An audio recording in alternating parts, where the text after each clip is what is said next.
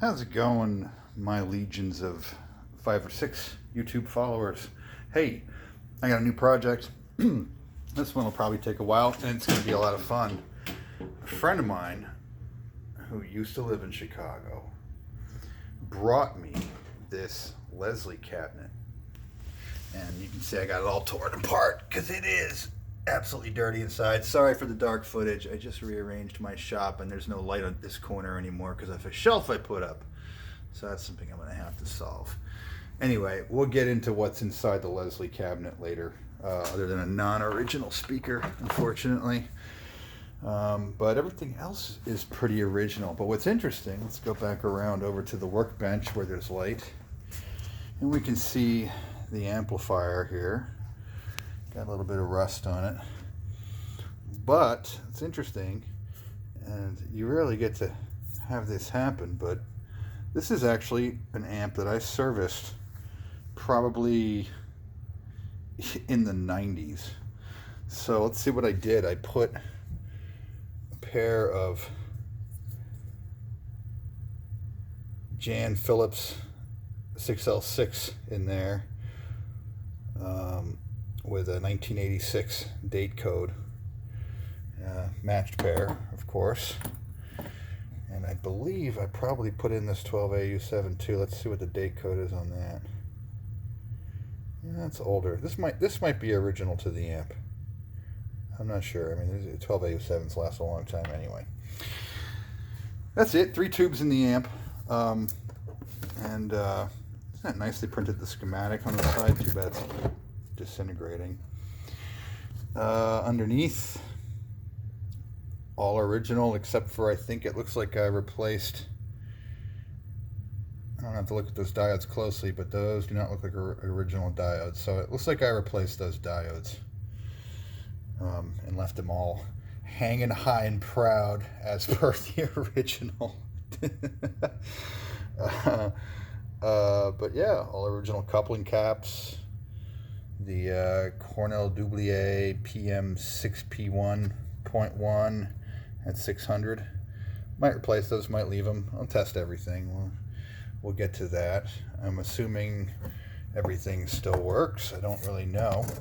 One thing that's very interesting, that looks like the original can capacitor.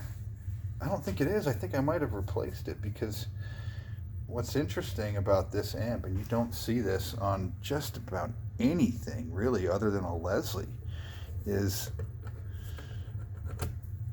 the freaking capacitor is actually socketed. Like, I mean, how many times have you seen a twist lock, locked into the chassis, locked into a drilled chassis, and you gotta, pry and cut and desolder to get the thing out? And they've actually put a freaking socket for it here on this Leslie. And looking at the capacitor, what do we got? 850505. I think that's an 85 date. I could be wrong. The date code on this might be different. I feel like I might have replaced this though with just another twist lock capacitor. And it was in the 90s, so a capacitor with if that really is an 85 date code, if anybody's an expert on the date codes on this particular capacitor, please let me know in the comments down below.